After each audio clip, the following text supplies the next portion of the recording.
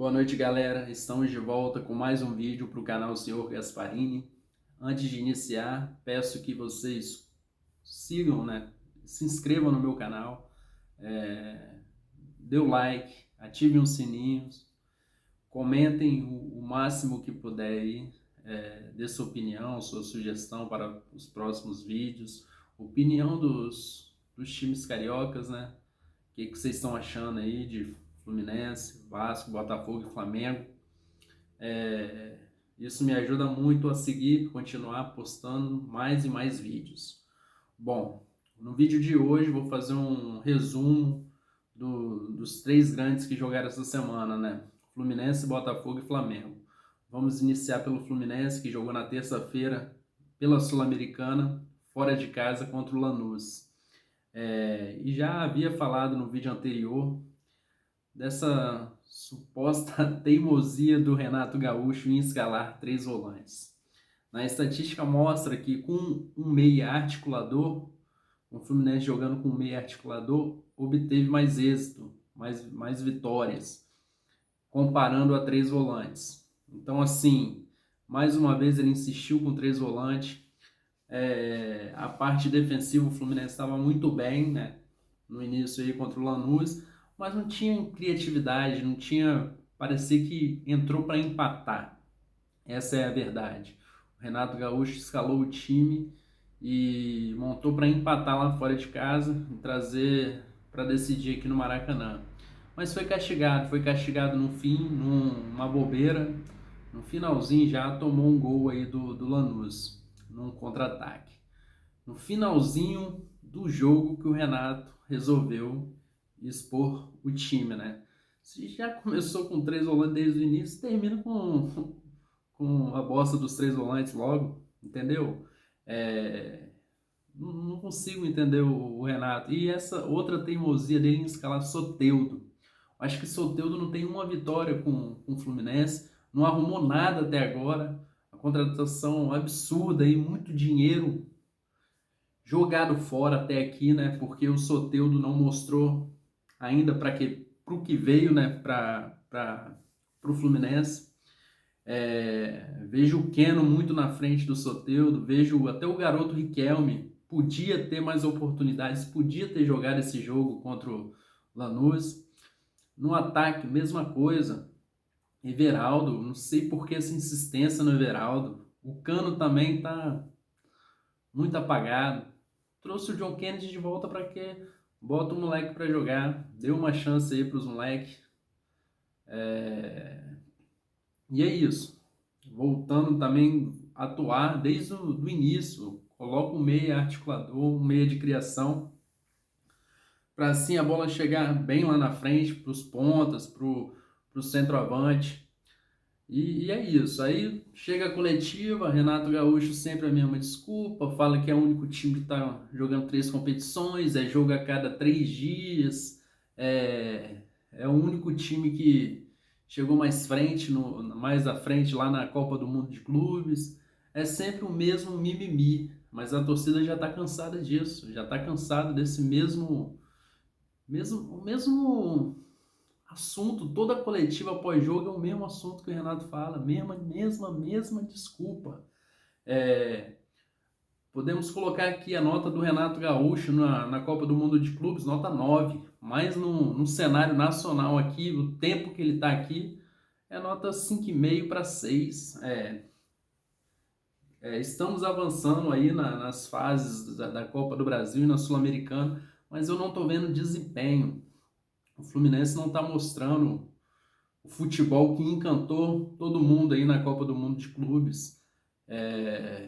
Tá mais nem arroz e feijão, vamos dizer assim, ganhando na cagada, no finalzinho. A maioria das vitórias no comando do Renato nas competições aqui, né?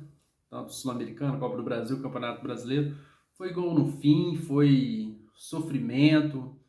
Poucos foram jogos que o Fluminense assim, realmente, além de ter ganho, dominou, entendeu? Posso falar aqui contra o Bahia, na Copa do Brasil mesmo. Foi um jogo onde o Fluminense jogou muito, foi superior nos dois jogos, nos 180 minutos, mereceu classificação. Teve um jogo no Brasileiro contra o Vasco, que o Fluminense também jogou bem, mas assim, foram poucos, o restante foi tudo no sofrimento, tudo no, literalmente na cagada, naquele, pô, o time do Fluminense tem condições de fazer melhor o que está fazendo, entendeu? É isso que a torcida cobra muito do Renato Gaúcho.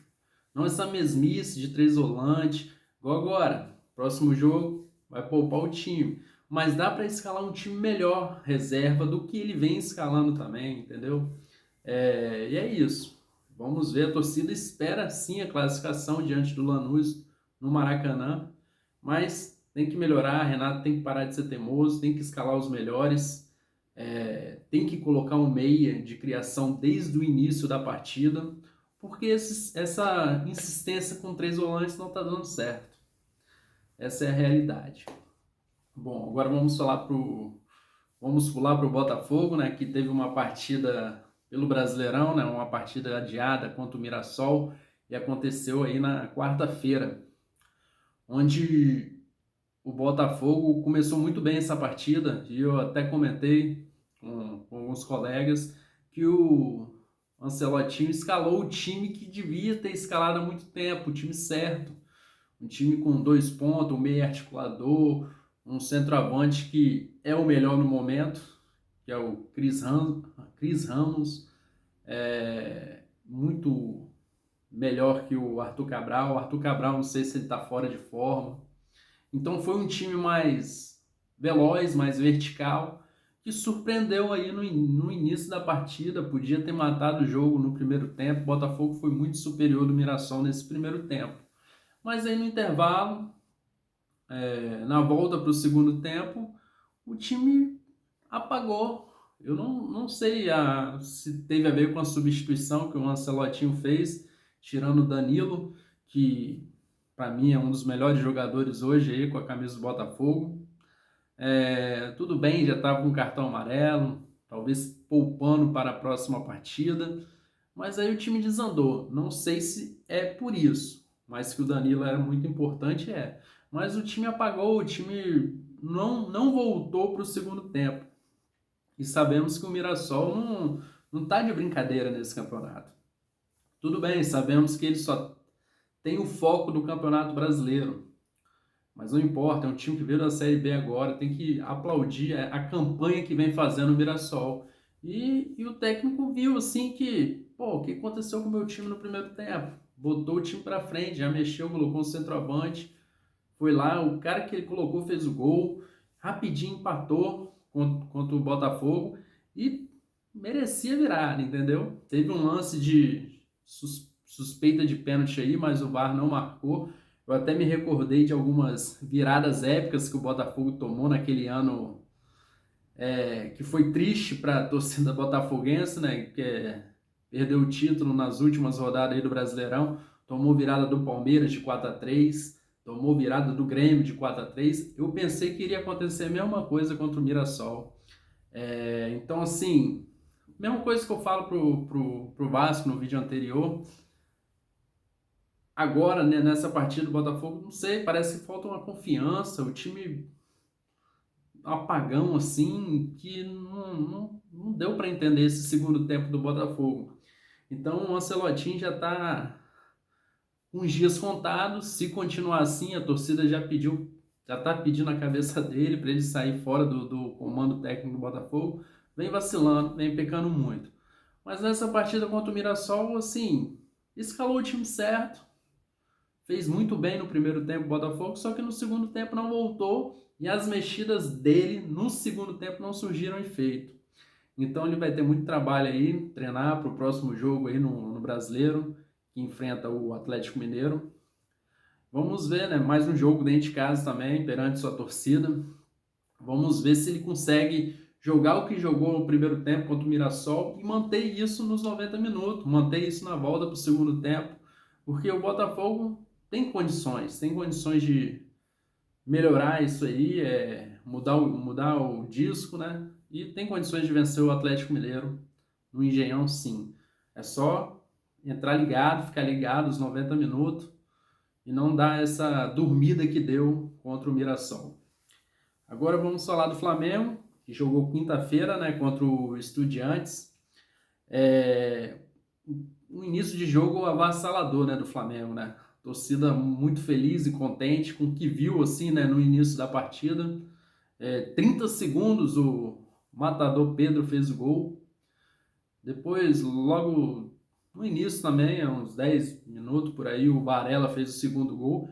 E parecia que seria uma noite mágica para o Flamengo, né? No Maracanã, com sua torcida, estádio lotado. Muito, muito bem mesmo o Flamengo começou essa partida. Só que aí, no decorrer do jogo, teve falhas da arbitragem, né? Muitas reclamações aí dos rubro-negros, 2 pênaltis não marcados para o Flamengo e a expulsão do Plata, que muito foi se falado também, até mesmo o coletivo Felipe Luiz falou de voltar atrás com cartão, que isso acontece muito na Espanha, né? De a justiça se for errado, e aconteceu, anularam o cartão vermelho do Plata e ele está apto para jogar na próxima partida até então. Mas aí no finalzinho, Estudiantes, com essa vantagem de um jogador a mais, conseguiu fazer um gol aí diminuindo a partida e vai decidir agora em casa. Mas eu vejo o Flamengo como franco favorito. Hoje a realidade dos times brasileiros está muito, muito superior aos times argentinos, questão de investimento, questão de futebol.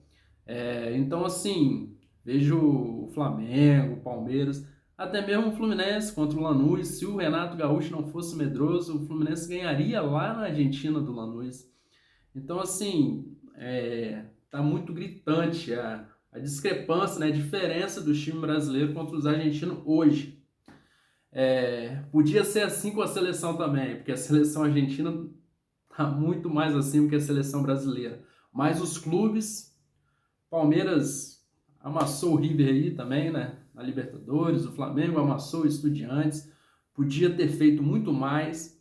Tudo bem, houve os erros de arbitragem, como eu já mencionei aqui, mas eu acho que o Flamengo do Felipe Luiz precisa melhorar isso. Eu até ouvi de alguns flamenguistas falar isso.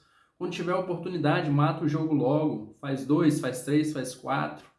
Aí aconteceu o que aconteceu, o Estudiantes foi diminuir o placar. Mas como eu disse aqui, não muito difícil o Estudiantes reverter, mesmo que seja um gol de diferença.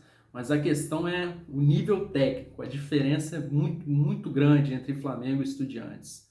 Então é isso. A minha opinião é que o Flamengo passa fácil, assim como o Palmeiras.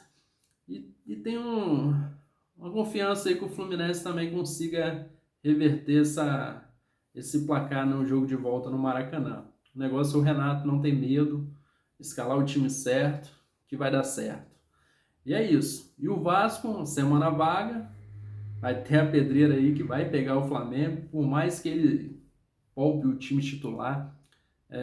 O time reserva do Flamengo é titular em qualquer time hoje, né, do Brasil, essa é a realidade. Então o Vasco vai ter muito trabalho.